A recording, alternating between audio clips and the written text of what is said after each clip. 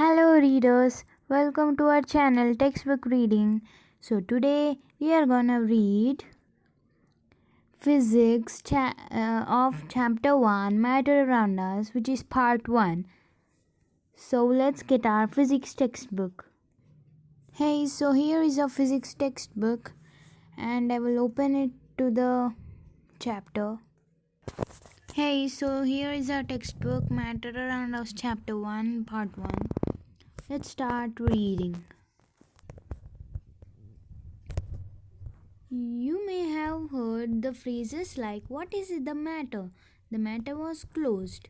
Have you ever wondered what is this matter is? Meaning of this term is very different from scientists that of from common man. You read about metals, non-metals, synthetic and natural fibers, acids and bases, etc. in previous classes. All the things around us which exist in the various shapes, size, textures are also examples of matter. The water we drink, our food, clothes, and various things that we use in our day-to-day life, the air we breathe, even our body, etc. are examples of matter. What do you mean by the term matter? Anything in this world that occupies space and has mass is considered as matter. States of matter. In previous class, you have learned that water can exist as solid, ice, and liquid or gas, water vapor. We say these solids, liquids, and gases are three different states of matter.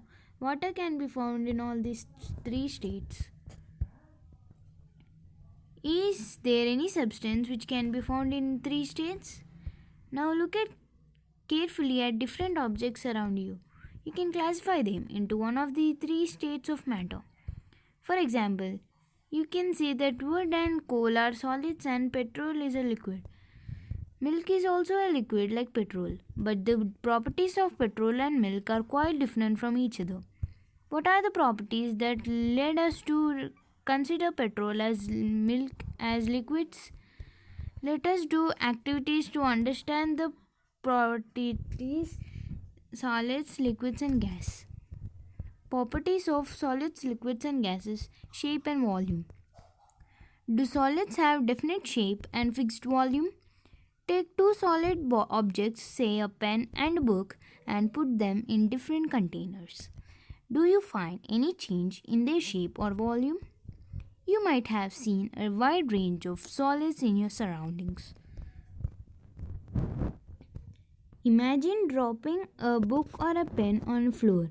It does not flow but remains rigid with definite shape, distinct boundaries, and fixed volume. This shows that solids have definite shape and fixed volume. Activity 1. Identifying the shape and volume of liquids. For doing this activity, we need a measuring jar, cylinder, and containers of different shapes as shown in figure 1. Note, it is not compulsory to collect same containers as shown in figure 1. You can collect the containers of different shapes available to you. You also need some liquids like water, oil, and milk. Take some water in one of the containers using measuring jar. Example, the shape of water in container. Pour some water in another container and have a look at the shape again. Repeat the process till you complete pouring of water in all containers. What is the shape of the water in different containers? Is it same in all the cases or different? What shape does water take if it spills on the floor? Take 50 milliliter of water within the measuring jar and pour it into a tumbler. Make the level of the water on the tumbler and remove water from it. Now measure 50 milliliter of the milk within the measuring jar and pour it in the same tumbler. Mark the level of the milk on it. Are the levels of water and milk same? Remove the milk from the tumbler. Now pour oil into it up to the level marked for water. Can you guess the volume of oil?